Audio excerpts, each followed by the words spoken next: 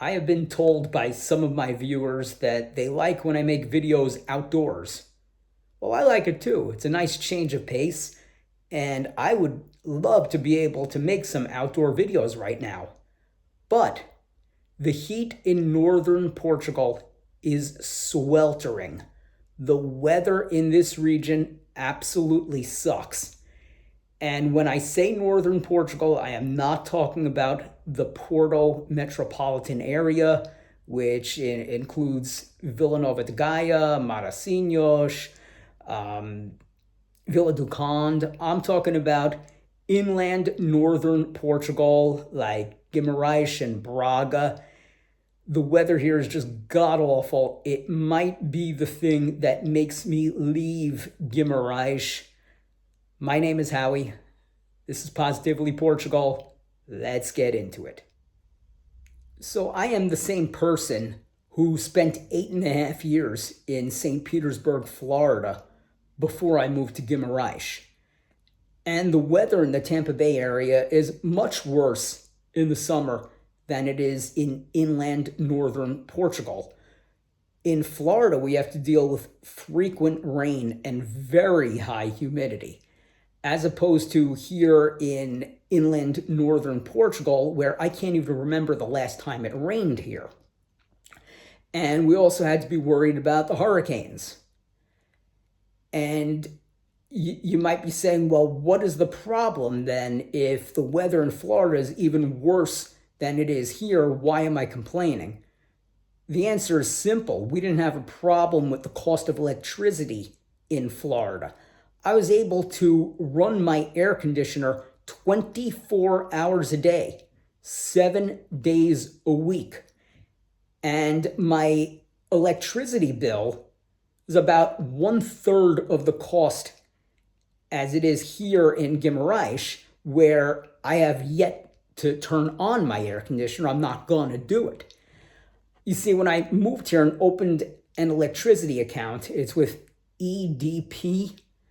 That first billing cycle, for some reason or another, it's not a month. It wasn't even a month and a half. It was a little longer. It was like 7 weeks. But my electricity bill was over 300 euros. This was for a period of time from November 30th into mid-January, where it was freezing. And like I've mentioned on this channel before, the buildings in northern Portugal, or actually it's not a northern Portugal thing, it is a Portugal thing. I don't know if I want to say most of the buildings, but I think I would say the majority of the buildings are old. They're made of stone and they cannot keep heat in. So you freeze to death in the winter. You have to be around your own apartment, like fully clothed, in layers. So I learned the hard way not to use electricity in Portugal. And I wasn't even keeping my home in Florida all that cold in the summer. I would keep it at 77 degrees Fahrenheit, which is 25 degrees Celsius. And people tell me that that's too hot for their tastes. Well, you should see what this apartment here in Guimarães is like now, because I can tell you it's a whole hell of a lot warmer than 25 degrees Celsius. It is so warm indoors that I can't even keep the shades open.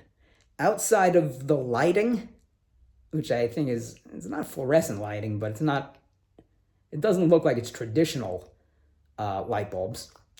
Anyway, that doesn't matter. The point is, I can't open the shades. I can't let sunlight in after, say, 1 o'clock in the afternoon when the hottest point of the day comes. Well, the hottest point of the day is usually, it's around 5 o'clock in the afternoon in the summer, it seems. But it starts getting hot at around 1 o'clock. So, yeah, I really don't get a lot of sunlight here, even though I could.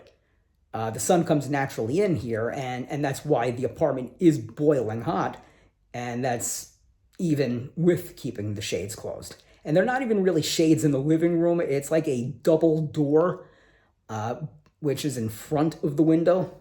And I didn't think it would help as much as it did, but it actually does. If I stay in Portugal, I am strongly considering moving to Porto. Given the situation with the older buildings, in my opinion, Porto has the best summer weather in the country. I don't think it's going to make too much of a difference in the winter. The temperatures are going to get cold, and the stone buildings everywhere in the country, including in southern places like the Algarve, it's not going to keep the heat in. But at the very least, I can kind of help myself in the summer. I've been told by some of my friends here in Guimarães that the heat waves we've been going through are not really normal. But I don't think I want to find out. I don't want to test this theory next summer. There's been quite a few days where it's gone as high as 39 degrees Celsius, which is 102 Fahrenheit. That happened in the heat waves last month. But it's at the point now where every little thing is annoying me. If it's not how hot I am in my own home, I'm getting annoyed when I go outside and I walk through these never-ending street fairs where they sell the same crap in each and every one of them. I'm getting annoyed by the lack of speed at which people here are walking. I feel like I can't really do what I want to do when I want to do it. And what comes into play there is I also need to go out earlier or later to do things. So I'm not really living on my own schedule. Fortunately, I work remotely and things are very flexible. But yeah, it is starting to reach the point where everything's bothering me. And I'm hoping that it's just a matter of the weather annoying me. I don't want it to be like, well, maybe Guimarães is starting to get too small for me. And it's something that I think about. I go outside every day and I usually run into somebody I know. And for somebody who's from New York City, that's a very strange occurrence. I can go months, hell, I can go even years at a time in New York or really in other parts of the United States and not see people I know unless I make actual plans with them. As for Porto, it's not my kind of city. I just think it has the best weather, but I never really felt like it could be my home the way I used to feel like Lisbon could be my home. I don't think Lisbon could be my home anymore, not with how the costs have gone up. It would really defeat one of the purposes of moving to Portugal. You want to come here and have a lower cost of living, but like I mentioned in previous videos, that cost of living is not a lot lower than it is in the United States. But would I move to Porto? Yeah, I guess I would, but I honestly don't know because my residence permit is still up in the air. I'm supposed to have an answer on that next week because that's when it reaches 90 business days or 4 months, not counting business or non-business days. But we shall see.